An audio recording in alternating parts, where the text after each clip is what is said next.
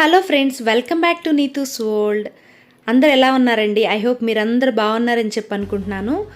Thank you so much అండి for subscribing and watching my videos. Please like చేయండి అండి వీడియోని. మీకు ఇప్పుడు టమాటా పికిల్ని ఎలా ప్రిపేర్ చేయాలో కంప్లీట్ రెసిపీతో నేనైతే చూపిస్తానండి. మా ఇంట్లో మేము 1 కేజీ మాత్రమే టమాటా పికిల్ని అయితే ప్రిపేర్ చేశాము. సో అది ఎలాగో మీకైతే చూపిస్తాను. ఫస్ట్ అయితే మీరు ఎన్ని టమాటాలు అయితే తీసుకోవాలనుకుంటారో 1 కేజీనా 2 కేజీనా అట్లా టమాటోస్ వచ్చేసి ఇలా మా అమ్మ కట్ చేసింది చూసారా, అట్లా 4 భాగాలు చేసుకుని వాటిలో మధ్యలో కల్లా కట్ చేసేసుకోండి. ఆ టైప్ ఆఫ్ టమాటో ముక్కలను అనమాట. సో ఇలా కట్ చేసేసుకున్న టమాటో ముక్కల్ని మొత్తం కలిపేసి మీరేం చేస్తారంటే ఒక జార్ లాంటిది కానీ, అంటే మేము ఒక ప్లాస్టిక్ కంటైనర్ తీసుకున్నాము, దాంట్లో ఉప్పు పసుపు సరిపడినంత యాడ్ చేసుకోండి. వీటి క్వాంటిటీ కరెక్ట్గా అయితే నాకు తెలియదండి, మా అమ్మ యాడ్ చేసింది. యాడ్ చేసేటప్పుడు నేను లేను, సో తర్వాత చూశాను. ఇవన్నిటిని కూడా ఒక 3 రోజులు అలా వాటర్లో కాదండి, ఉప్పు పసుపు కలిపితే ఆటోమేటిక్గా 3 డేస్ అయితే ఇట్లా గుజ్జు వాటర్లా వచ్చేస్తుంది అనమాట. ఆ వాటర్లో నుంచి 3 డేస్ అయిన తర్వాత తీసి ఇట్లా గట్టిగా పిండేసి మనం ఆరబెట్టుకోవాలి. ఎండలో ఆరబెట్టడానికి అని చెప్పి మా అమ్మ ఇలా మొత్తం ముక్కలన్నిటిని కూడా పిండేస్తుంది. నెక్స్ట్ అలా వచ్చిన టమాటా రసం ఉంటుంది చూసారా, దాన్ని మాత్రం మళ్ళీ పారేయకూడదండి. వాటిని అదే జార్లో అలాగే వదిలేసేయాలి. దాంట్లో మళ్ళీ ఏం చేయాలి ఎందుకు అని చెప్పంటే, అక్కడ వచ్చిన టమాటో రసంలోనే మనం కొంత చింతపండును కూడా నానబెట్టుకుంటాం అన్నమాట. సో నానబెట్టుకోవడం కోసం అని చెప్పేసి ఆ టమాటా రసంని మనం అలాగే ఉంచుకోవాలి. దీంట్లో ఇక్కడ మేము 1 కేజీకి 200 గ్రామ్స్ చింతపండుని యూస్ చేసాము.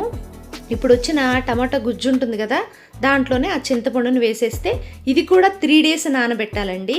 3 డేస్ నానిన తర్వాత అప్పుడు మళ్ళీ తీయాలన్నమాట. అప్పటి వరకు కూడా గట్టిగా మూత పెట్టేసుకుని పక్కన పెట్టేసుకోవాలి. ఇలా పికిల్ ప్రిపేర్ చేసేటప్పుడు వాటర్ ఉన్నది కానీ అట్లా నీట్గా ఉంచాలన్నమాట. ఎలా పడితే అలా పెట్టామంటే పచ్చళ్ళు పాడైపోతాయి. సో అందుకని మనం జాగ్రత్తగా ఎవరు తిరగని ప్లేస్లో మనం ఒక చోట స్టోర్ చేసుకుని పెట్టుకుంటే ఈ ప్రాసెస్ అంతా అయ్యేంత వరకు నీట్గా ఉంటాయి అన్నమాట. సో ఇప్పుడు ఏంటి అంటే, ఈ ముక్కల్ని గట్టిగా పిండేసాం కదా టమాటా ముక్కల్ని, వాటిని ఎండలో ఆరబెట్టుకోవాలన్నమాట.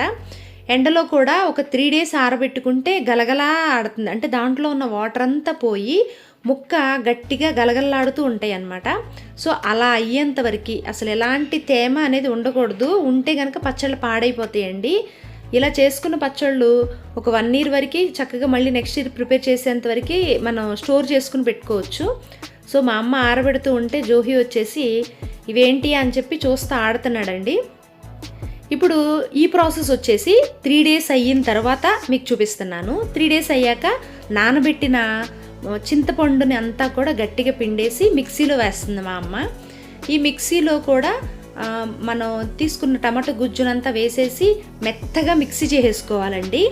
దీంట్లో ఏంటంటే 1 గ్లాసు కారము, ఆవు పిండి, మెంతు పిండి, ఒక గుప్పెడు వచ్చేలాగా అల్లం వెల్లుల్లి పేస్టుని మొత్తం కలిపి ముద్దలాగా పెట్టిందనమాట. ఈ మిక్సీ పట్టేసిన చింతపండుని పక్కన పెట్టాం కదా, ఇది చూడండి 3 డేస్ అయిన తర్వాత ఇలా ఎండబెడితే చక్కగా ఎండిపోయినాయి అన్నమాట టమాటా ముక్కలు.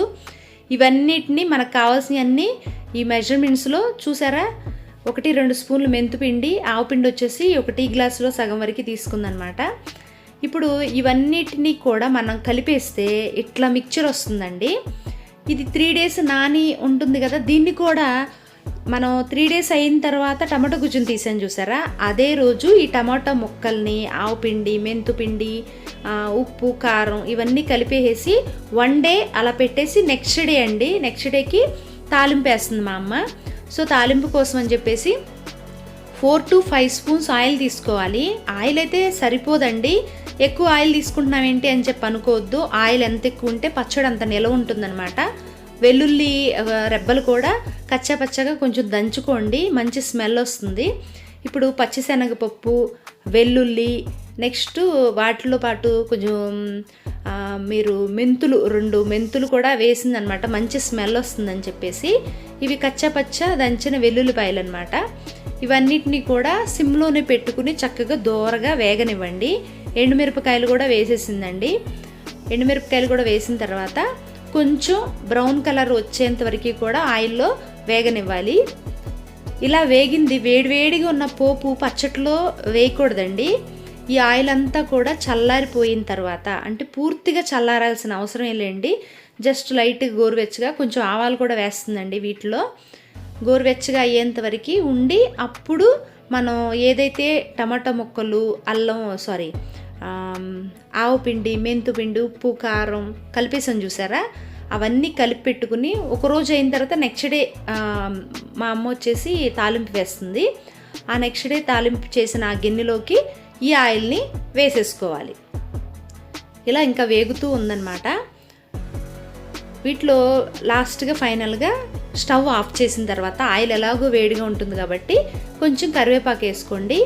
కొంచెం మంచి కలర్ కోసం కొంచెం పసుపు, ఒక చిటికెడంత పసుపు కూడా యాడ్ చేసుకోండి. ఇవన్నిటినీ కూడా మంచిగా మిక్స్ చేసేసుకోండి ఆయిల్లో. ఈ మిక్స్ చేసి చక్కగా వేగిపోయినాయి చూడండి, ఆవాలు వేగిపోయినాయి, నెక్స్ట్ పచ్చిశనగపప్పు, మినపప్పు అంతా వేగింది. దీన్ని ఇప్పుడు ఇలా కలిపెట్టుకుని చూసారా, దీంట్లోకి ట్రాన్స్ఫర్ చేసేసుకోండి. కొంచెం చల్లారిన తర్వాత వేసుకోండి అండి, మరి వేడివేడిగా వద్దు. ఇప్పుడు ఈ ఆయిల్ చూసారా, చూడటానికి ఎక్కువ ఉందేమో అన్నట్టు అనిపిస్తుంది కానీ అసలు ఆయిల్ సరిపోదండి, చాలలేదు. సో అందుకని ఇంకొంచెం ఆయిల్ని కొంచెం గోరువెచ్చగా చేసుకుని, మళ్ళీ ఆయిల్ సరిపోకపోతే కొంచెం వేడి చేసుకుని చల్లారిన తర్వాత ఆయిల్ని మళ్ళీ యాడ్ చేసుకోండి పచ్చట్లోకి.